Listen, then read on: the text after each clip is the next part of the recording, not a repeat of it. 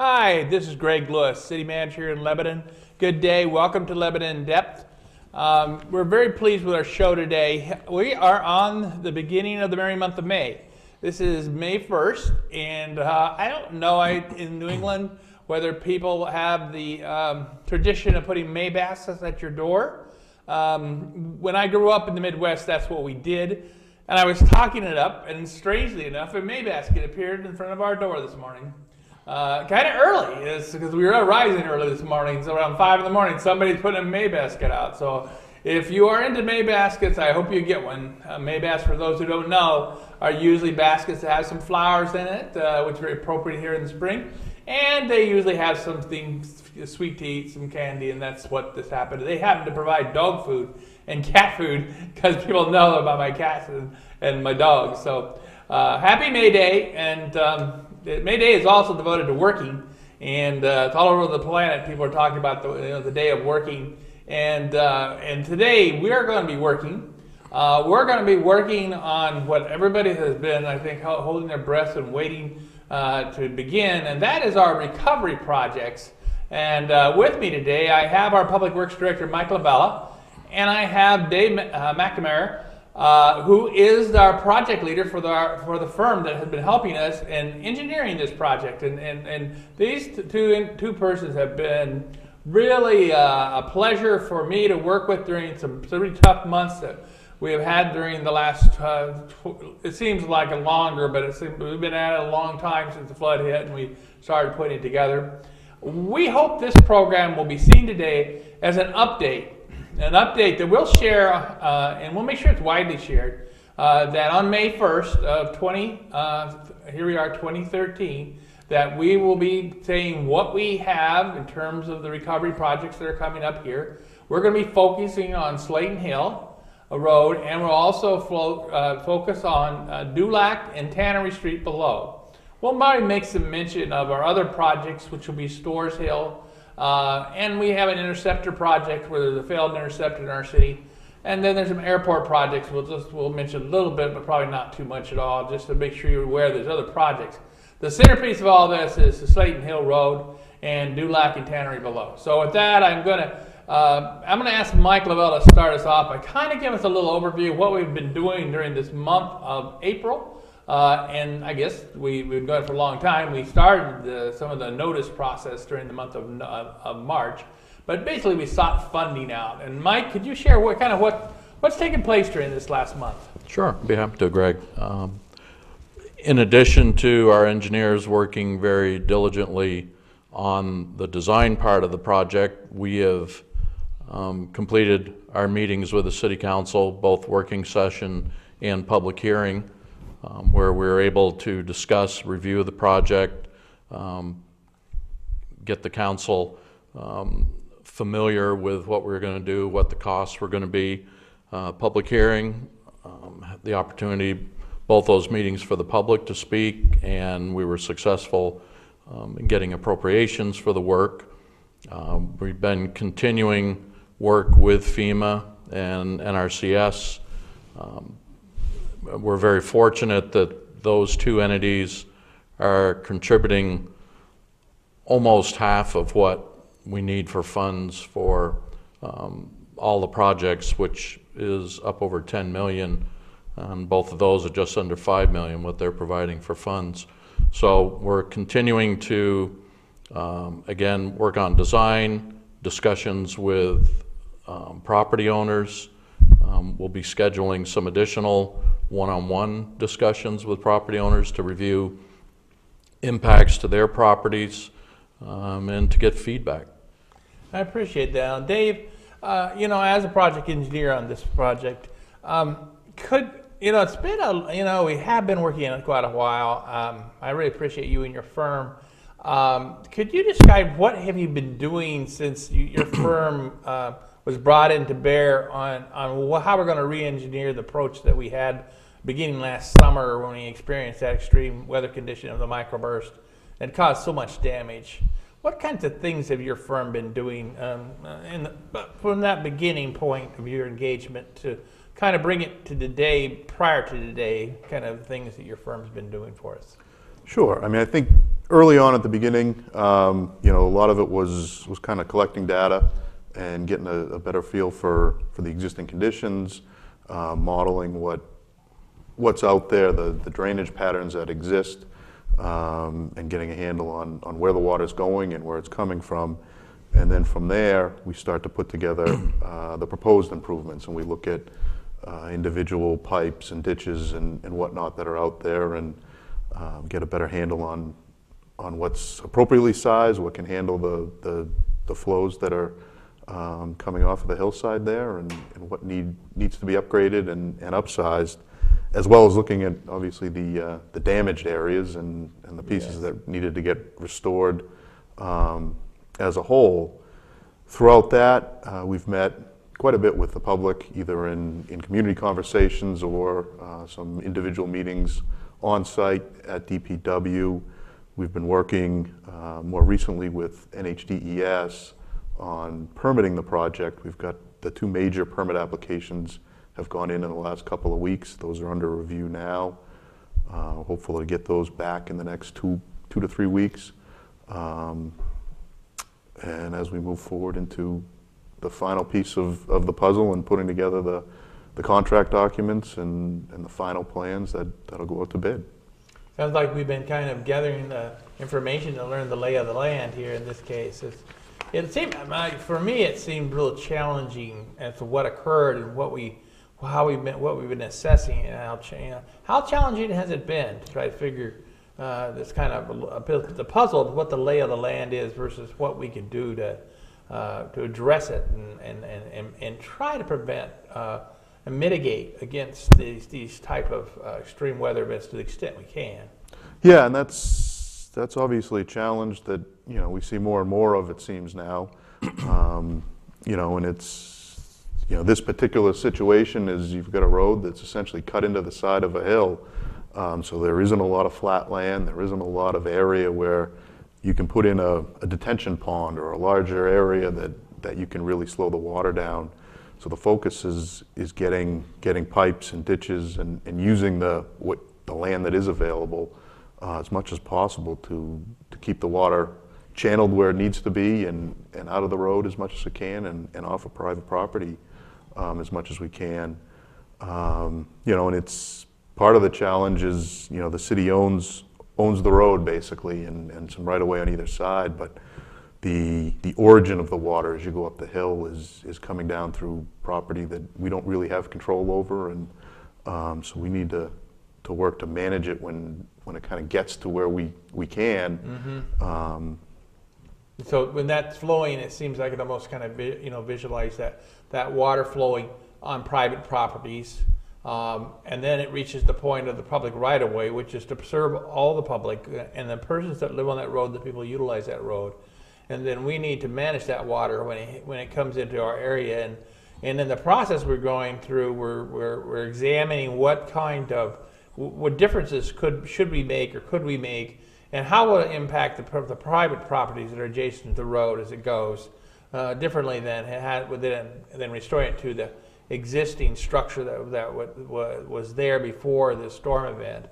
I think that is an interesting challenge, and we I guess as our city is try to be respectful of private properties and not taking private properties just to be taking private properties, but trying to find exactly what is needed for a public purpose, no less, no more, and where they might be needed, and trying to figure out. I always think it's kind of, when I watch you and the other that are the experts in our teams working, it seems like you're artists almost trying to figure out, because it doesn't seem, sometimes some of it seems scientific, but then some seems a matter of art and experience and knowledge, and trying to apply that to these facts on the ground. And it doesn't seem to me like this is a exact science that we're involved with. It's taking science and engineering and applying it to the facts on the ground, and trying to be artful and respectful in balancing different moves. There's cost, benefit, risk. And am I wrong? I mean, how far off am I on that kind of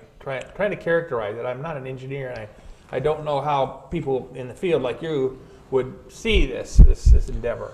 Yeah, I mean, there's a lot of judgment and involved. It's especially on something like this where the water is coming down the hillside, and we've only, from a practical standpoint, we only have so much information available to us in terms of exactly what kind of ground cover there is, and is the water being diverted by subtle little streams or channels upstream that we can't really pick up in the information we have. We have certainly relied a lot on some of the information we've gotten from the public in learning where some of those channels are and where the water's been kind of congregated and focused in areas that wouldn't necessarily jump out to you if you were just walking through there for your first time. So I do think it's not simply being able to say, all right, here's X amount of water, it's getting here, and the ditch has to be I this big. heard one comment was, well, let's upgrade every pipe, every culvert. Let's just upgrade it, then we'll upgrade them all, because we'll build so they'll never happen again, because we'll put it at total upgrade everywhere we go.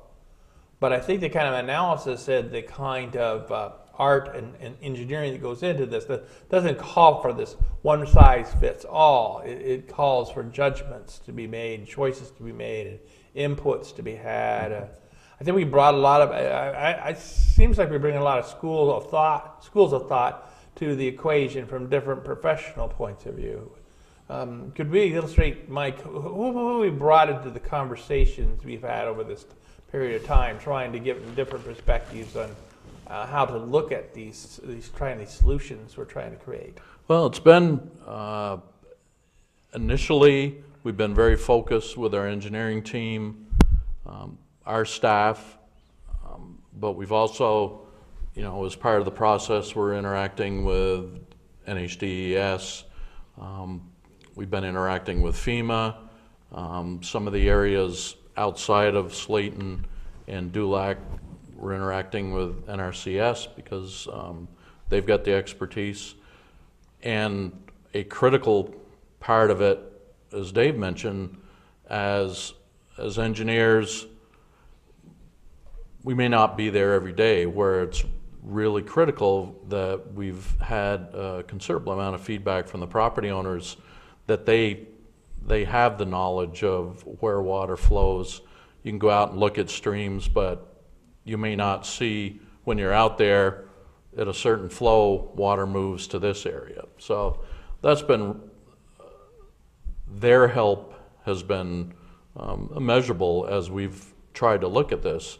The basis for all this is very objective. You look at a watershed, you look at what amount of flow you'll get out of there based on certain storms and certain data, but the challenge is taking that objective data and doing a lot of subjective work also, and looking at, okay, we've got to have this wide a ditch, do we have walls, do we slope it, because we are very sensitive to the impacts for the property owners. So that's why we have tried to spend as much time as we could interacting with them, developing designs, getting feedback from them, because in the end we want a project that everybody can be proud of and works for everybody.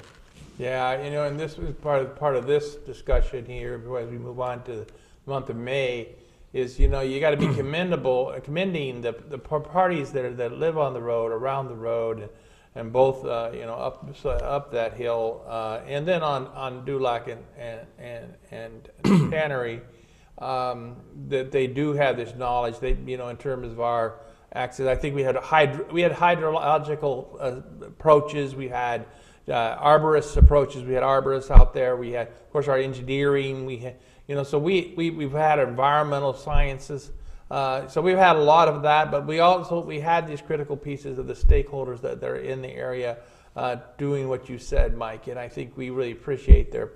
I think the walkabouts that you have conducted up there have been well received by the members of the public, and it was well received by us from them, because they came out and they participated in the walkabouts and in the community meetings we've held.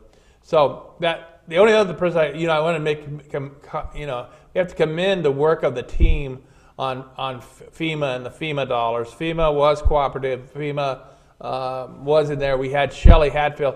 who was designated by our team as our key contact person to basically bird dog a relationship with FEMA from the very get-go. And that was, I think, very beneficial, helped iron wrinkles out. And there's some very complicated processes the FEMA on the federal level have to go through, and we reached the conclusion. I think we captured what we thought we would capture, about almost half of the amount of our costs, which is a good thing for our community. Now we're in the month of May as of today. So I wanted to bring the update down to focus on May, and then after that I think we'll talk about the summer, what we'll see this summer, and then the fall, and what we might see before winter, the cold season that stops, the construction season comes, and then next year what we might see. So starting with the month of May, Dave and Mike, your perspectives on what we'll be trying to accomplish here in May. And maybe we'll start with you, Dave, what your thoughts are. Sure. Yeah, our focus right now is really ironing out the last few details of the plan sets. We are looking to meet with a few more of the property owners. We're going to open up and try to get some more individual meetings on site with the arborist to take a look at some individual trees and some locations on there, and see if some trees can be saved, and give some of the property owners a better feel for what it's going to look like afterwards. Beyond that, I think we're going to schedule one more community conversation just ahead of bidding the project, where we'll present essentially what should be the final set of plans, and before that goes out to bid later this month. We'll continue to work with NHDES on the permits. If they've got questions or anything as they go through their reviews over the next couple of weeks, we'll be focused on getting responses to them and keeping their reviews on track. And really just getting everything wrapped up so we can get this out to bid and get the construction going. That's good. Mike, our goal is to bid here in May. Our goal is to bid by the end of May. Our current funding with FEMA, there's a stipulation that the project should be complete by the end of November. We're going to be applying for a 2-year extension in that. Shelley's actually working on that. So we have a very aggressive schedule to get everything done that we need to. I think we can do it. In the summer, late fall, that's when the majority of the work will be done. There may be, after most likely a winter shutdown, depending on weather, next spring, they may see some restoration work, maybe some plantings, depending on what we get done this year. But I'm hoping, based on our schedule, that the vast majority of the heavy construction will be completed before the end of this calendar year. And that'll be good news for everyone. It's always challenging to any construction project. We all know from our experiences in working in different roles with the construction projects about that. Sometimes there's variables that come out of nowhere that kind of interfere and engage us. And really we have to adapt and try to stay on schedule and stay on our budget, and that's always an effort that has to be continuing every day. What can in this design, what kind of design can we expect? We still ironing out the wrinkles, but if we were telling the general public about what kind of designs can we expect for these two areas that talked about, Slayton Hill Road and Dulac and Tannery. Well, I think on Slayton, really the intent is to put the road back where it was, where it is, and not a whole lot of change, no real change to the roadway width, location, the profile. Particularly on the uphill side, we're really looking at some wider ditches, some deeper ditches than what's out there today. Underneath the road, a lot of the culverts are they're all being replaced. Plastic, even if they're staying the same size, a plastic pipe we're going to replace it with concrete. And then a little over half are being upsized to one degree or another, depending on what the design has played out. Dulac we're still working on Dulac. We had an initial design. We had some feedback from the residents. They're looking to try to scale down a little bit of what we had. So we've been working on that over the last couple of weeks, and we're hoping to meet with the residents of Dulac again in the next probably 2 weeks or so to present a couple other options and see if we can get consensus on a design down And there. that's good, because I think the people on Slayton Hill, we've had so much great engagement with them, and generally most all are reached a point of feeling really comfortable with the project, that we're on the right move. We had a number of comments from persons on Slayton Hill expressing their satisfaction that the directions being taken is very moving. The people on Tannery and Dulac have some concerns because they're in a tight spot. They're in a tight spot because they're next to a river, but they're really adjacent to a very steep incline. And their road has certain contours and certain compositions that have posed them issues in a number of ways, from the water flow and maybe something coming from above them right into their particular areas, their driveways and some of their lower parts of their houses and into the grass they have, and then how the road operates, the speed of the road operation, its size. They're very close to the road, and then as we try to make a better drainage system and trying to reach the balance between their properties in their front yards and the drainage areas, I know that's all. It's a tough place for that road. I hadn't realized how tough it was when I first came here, and I was just driving around the community, kind of getting acquainted, and I drove it, and well, it's a very beautiful area, and the whole area in Slayton Hill and Dulac Tannery, very, very, very nice area. But I think those roads are pretty challenging in terms of the way some people drive these days, which has a little, there's somewhat things to be desired for people driving. I told people at city manager, the best thing you'd ever do for the city of Lebanon is don't speed. If you don't speed in Lebanon, you will save costs, you'll save tax dollars if we always slow down. The slower we can bring ourselves to be, the better we'll all be, safety-wise and also road-wise. And so those are just my own little pet issues about speed. Mike, how do we manage a project like this? What are the expectations that people should have that are experiencing the project? I guess there's going to be all kinds of people experience it. There's going to be people that live on the road, people that generally travel on the road. I mean, then we have particularized traffic that utilize the road for business purposes. It's like any of our roads when we're into some of our major road projects, is how we manage the construction. How do we manage the road? Do we close it? Does it keep open? Is it changed? Is there going to be closures? What kind of expectations can we have? It's early, but in people's minds, what should they be thinking about? I think we need the more we can give them information, the better off they'll be, because the less of it clears up some security. I think I can't help but feel a little uncertainty, of what's going to happen to me in my utilization of that road.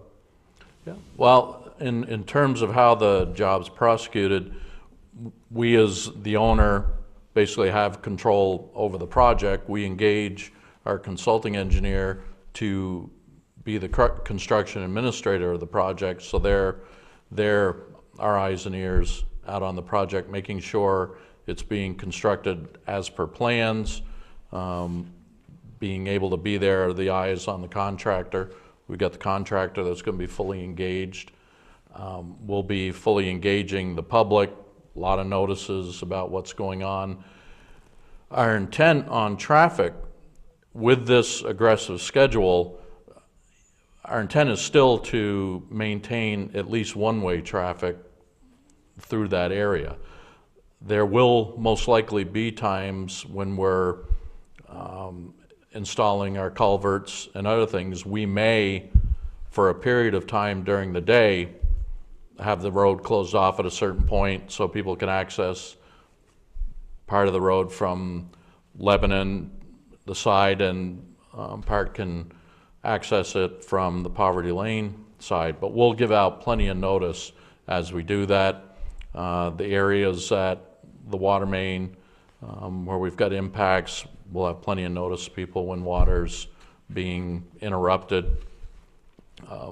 We'll have engagement with fire and police, so we make sure that they're aware of what's going on, any traffic issues. The contractor will have to provide a pretty detailed traffic control plan that we review in-house with public safety and our engineer. So there are a lot of players involved. Anytime anybody has any questions, concerns, they can always call our office. You know, we'll coordinate with the engineer in the field and the contractor, but if they can't engage with the on-site engineer, they can always call us, and we'll always facilitate, you know, the discussions that need to be had. One of the things I just, you know, as we are thinking there is that I want to remind everybody in the city to sign up for Leb Alert, because like this, for instance, these projects, where there's going to be Leb Alerts going out on these projects, and this is, I know our Leb Alerts are going out when we have our construction projects now, and we're migrating to greater and more specific and more, I think, more informative all the time, the Leb Alert system.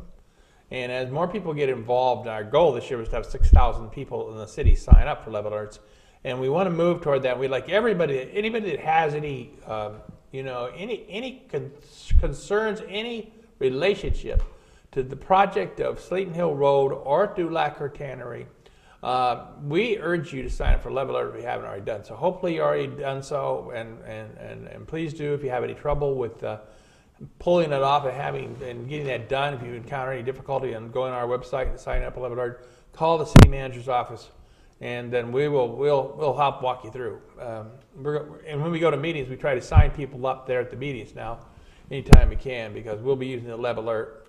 Our website should have also quite a presence in the city website. It's a very good resource, and hopefully you'll follow that. There'll be alerts will show up on the website, but we'll probably put in some other information on the website with regards to these projects. So you'll be able to, so it's, I think trying to get good information is you get it on the Leb Alerts, you'll get it on the website. These will be very proactive things that you'll be able to see and get information off of.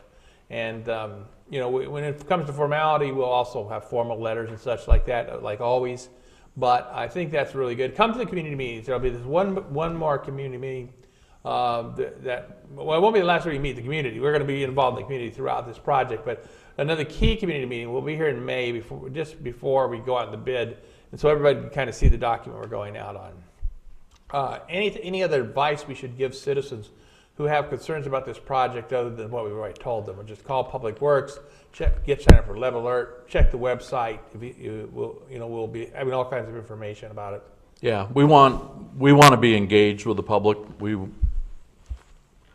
At any time that they have questions, we want feedback, but also we're going to be, as you say, pushing out information through Leb Alert, through our website, on-site. So this is all of our project once this is done, and while it's being constructed. So, and we're out there on the public's behalf. So yeah, we just want to get out information out. And we'll probably do some more TV shows on this project, just because I think I'll use this project as a way of following on our TV show. This particular is very important. It illustrates what we're trying to accomplish, and some more updates will come on the television show and some other web links. Now, I had heard some concerns about people now getting kind of jittery about the fact that, here we are in May, and everybody's worried about the winter, and is this thing going to move? Are we going to get things like, are we going to get contractors interested enough to bid on this project? Is this the project kind of project, is a good project that attracts bidders? Can we get this done in the schedule we've laid out, which is a very aggressive schedule? Thoughts on it, Dave, from your perspective? Yeah, no, I think this will be an attractive job for contractors to bid on. It's in some ways it's relatively straightforward from a construction end. It's it's a roadway replacement. It's got some culverts in it, but it's going to be an aggressive schedule. That's we certainly feel it's feasible. It still can be done. There's certainly variables that crop up during the course of a construction project that can't be controlled. But assuming things go well, then we're confident that this is this is something that can be done in the time frame that Mike was outlining earlier in the conversation. Thanks. Mike, your perspective on this? Again, I agree with Dave. It is an aggressive schedule. Like I said, it is when you get down to the bones of the project, it is a pretty straightforward project. And I think I'm confident there'll be a number of contractors that'll be interested in this job. Well, I want to thank Mike and Dave for being here with me today. I want to thank with all my heart all the persons that live on Slayton Hill Road and those who live on Tannery and Dulac for participating in the city through a very challenging circumstances in your own lives as you've gone through the experience of the extreme weather condition and living with the road. And we'll do our best to try to deliver the outcomes that we're projecting. We have received your patience as we've gone along. When we started the project in the midst of a heavy storm, there's a bit of a lag between our fighting the storm results and then our recovery. You went to recovery, we're still fighting the storm. I think we learned some lessons there. Once we righted the ship, and now we're all on the same page of trying to work through the recovery after we've righted the ship. We want to commit to you to do all that we can, and we hope you continue to have the patience with us and communicate with us. I want to thank all the employees we have who've been plunging into this with their hands and their backs and making this thing work, and their minds and thinking about things in our firm. So with everyone's full cooperation, 360, we'll get this project done. Thanks again. This is Greg Lewis. This is Lebanon in Depth. We're going to begin the project now. We're going to take and we're going to make that Slayton Hill Road the road that it should be, and we're going to take care of Dulac and Tannery. You guys take care. Have a good day.